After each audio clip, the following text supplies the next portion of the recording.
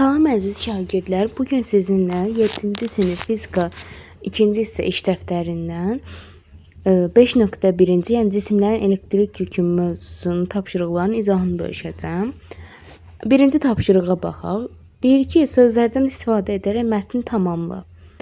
Atom nüvədən və həmin nüvənin ətrafında hərəkət edən elektronlardan, nüvə isə proton və neytronlardan təşkil olunub. Deməli, birinciyə gedəcək atom nüvədən və həmin nüvənin ətrafında hərəkət edən elektronlardan, nüvə isə proton və neytronlardan təşkil olunub. Keçək ikinci tapşırığa. İkinci tapşırıqda deyilir ki, uyğun xanaları xətt çəkərək birləşdir. Proton müsbət yüklü zərrəcikdir. Elektron mənfi yüklü zərrəcikdir. Neytron isə yüksüz zərrəcikdir. Deməli, uyğun xanaları xətt çəkərək birləşdirəcəyik. Keçək üçüncü tapşırığa. Üçüncü tapşırıqda deyilir ki, atomu təşkil edən zərrəciklərdən hansının elektrik yükü sıfırdır. Biz bilirik ki, neytron yüksüz zərrəcikdir. Elektrik yükü sıfır olanda neytrondur. Üçüncü tapşırıqda cavab olacaq neytron. Dördüncü tapşırığa baxaq. Dördüncü tapşırıqda deyilir ki, qara hərflərlə verilmiş sözlərdən uyğun olan altından xətt çək. Deməli, elektrik yükü olan zərrəciklər yüklü zərrəciklər adlanır. Birincisinə gedəcək yüklü. İkincisində təbiətdə 2 növ elektrik yükü vardır.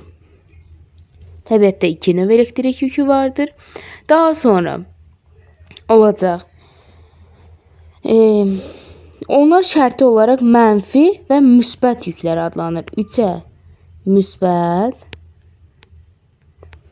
Dördüncüsündə isə beynəlxalq vahidlər sistemində elektrik yükünün vahidi kulondur.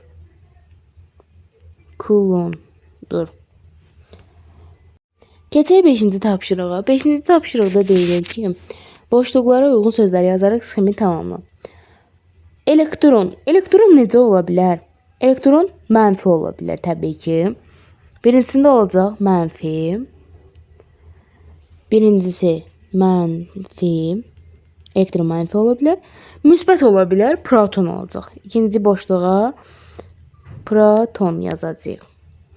Keçək 6-cı tapşırığa. 6-cı tapşırıqda deyilir ki, aşağıdakı ifadələrdən doğru olanları D ilə, yanlış olanları Y ilə işarələ, yanlış ifadələri düzəldərək yenidən yaz. Atom və ya neytral cisimdə elektronların sayı protonların sayından çoxdur. Bu yanlışdır. Atom və ya neytral cisimdə elektronların sayı protonların sayına bərabərdir. Deməli, birinci ifadəyə yazırıq Y, yəni yanlış. Aşağıdan birincinin düzgün formasını yazanda yazacağıq ki, atom və neytral cisimdə elektronların sayı protonların sayına bərabərdir. Daha sonra ikinci ifadədə deyilir ki, elektron itirmiş və özünə elektron birləşdirmiş atom ion adlanır. Doğrudur, D yazırıq. Üçüncü ifadədə deyilir ki, atom elektron itirdikdə mənfi ion alınır. Xeyr, atom elektron itirdikdə protonların sayı artır, müsbət ion alınır. Dördüncü ifadədə deyilir ki, müsbət ionun yükü aldığı elektronların yükləri cəminə bərabərdir. Yanlışdır. Müsbət ionun yükü itirdiyi elektronların cəminə bərabərdir. Keçək 7-ci tapşırığa. 7-ci tapşırıqda deyilir ki, Eyler-Venn diaqramında uyğun bəndləri seç. Yazaq. 1, 2 və 3. Mənfi yüklü ola bilər. Mənfi yüklü ola bilər, ion mənfi yüklü ola bilər, 1-ə yazırıq. Müsbət yüklü ola bilər, iona yazırıq. İkincisinə, elektrik yükü 0-a bərabərdir. Elektrik yükü 0-a bərabər ola bilər atomda. 3-ü yazırıq. Daha sonra, nüvə və elektronlardan təşkil olunub. Həm atom, həm də ion nüvə və elektronlardan təşkil olunub. Üçüncüsünə, hər ikisi üçün ortaq olanı yazırıq. Elektronların sayı həmişə protonların sayına bərabər olur, atomda ola bilər. 5-i yazırıq birincisinə. Keçək 8-ci tapşırığa. 8-ci tapşırıqda deyilir ki, şəkildə təsvir olunmuş zərrəciklər arasında qarşılıq təsirin istiqamətini oxlarla göstər. A-da deməli, A-da verilib müsbət və müsbət yüklər verilib. Biz bildirik ki, İki eyni yük bir-birini itələyir, dəf edir. Müxtəlif işarəli yüklər isə bir-birini cəzb edir. A-da müsbət eyni işarəli yüklər olduğu üçün bir-birini itələyəcəklər. B-də isə biri mənfidir, biri mənfi, digəri isə müsbətdir. Yəni müxtəlif işarəli yüklərdir. Bunlar isə bir-birini cəzb edəcəklər.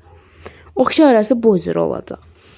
Keçək 9-cu tapşırığa. 9-cu tapşırıqda deyilir ki, natrium ionunun elektrik yükü müsbət 1Y-dir. Elementar yük vahidlərində həmin ion elektrik yükü nəyə bərabərdir? Elə elementar yük vahidlərində də həmin ion elektrik yükü bərabər olacaq müsbət 1Y-yə.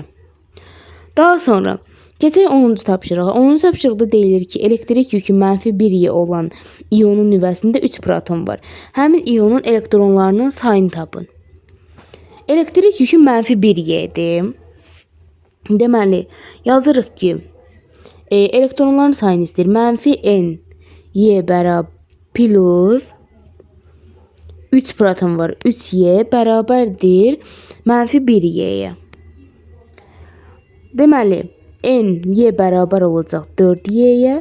Y-lər ixtisar gedəndə N bərabərdir 4 olacaq. Yəni 4 elektron olmuş olacaq. Keçək 11-ci tapşırığa. 11-ci tapşırıqda deyilir ki, şəkildəki cismi 2 hissə ayırdıqda bir hissənin elektrik yükü müsbət 3Y olarsa, digər hissənin elektrik yükünü hesabla. Şəkildə görürük ki, P bərabərdir 6Y proton və Y bərabərdir mənfi 4Y elektron var. Yazırıq ki, 6Y çıxılsın 4Y bərabərdir müsbət 2Y olacaq. 2Y elektrik yükü olacaq. Bir hissəsinin elektrik yükü müsbət 3Y-dirsə, müsbət 3Y plus X bərabərdir müsbət 2Y. X də bərabər olacaq mənfi 1Y-yə. Digər hissənin elektrik yükü olacaq mənfi 1Y. Keçək 12-ci tapşırığa. 12-ci tapşırıqda deyilir ki, xlor atomunun nüvəsində 17 proton və 18 neytron var. Buna əsasən şəkildəki xlor ionunun elektrik yükünü hesabla. Yazırıq ki, P bərabərdir 17Y, Y bərabərdir 18Y. 18Y yazırıq. Mənfi 18Y plus 17Y bərabərdir X-ə. X də bərabərdir mənfi 1Y elektrik yükü olacaq. Keçək 14-cü tapşırığa. 14-cü tapşırıqda deyilir ki, elektronların sayı müxtəlif olan iki cismin elektrik yükü birincisində deyilir eyni ola bilərmi? İkincisində deyilir ki, müxtəlif ola bilərmi? Hər ikisinin cavab bəli, ola bilər. Amma cavabı əsaslandırıcaq yaza bilərik ki, birincisində. Birincisində yazaq. Tutaq ki, proton 5Y, proton 5 və elektron mənfi 5-dir. Onda yük olacaq mənfi 5 plus 5 0. Tutaq ki, yenə yazsaq, P bərabərdir 7, Y bərabərdir mənfi 7 olsa, yenə Q bərabərdir 0 olacaq. Elektrik yükləri, deməli, iki cismin elektrik yükü eynidirmi? Eynidir. Amma elektronların sayı müxtəlifdir. Müxtəlif də ola bilər. Necə ola bilər? İkinci hal üçün yazaq. Tutaq ki, P bərabərdir 4, Y bərabərdir mənfi 8-dir. Onda Q bərabərdir mənfi 4 olacaq. Tutaq ki, P bərabərdir 7, Y bərabərdir mənfi 9. Elektrik yükləri fərqlidir, amma Q'lar yenə fərqlidir. Burada cavab olacaq Q olacaq mənfi 2. Hər ikisi üçün cavab bəli ola bilər. Cavabın əsaslandırılması da bu şəkildə olacaq. Keçək 15-ci tapşırığa. Deyilir ki, elementar yük vahid dedikdə nə nəzərdə tutulur? Ən kiçik elektrik yükü elementar yük adlanır. Y hərfi ilə işarə olunur. Belə yaza bilərik.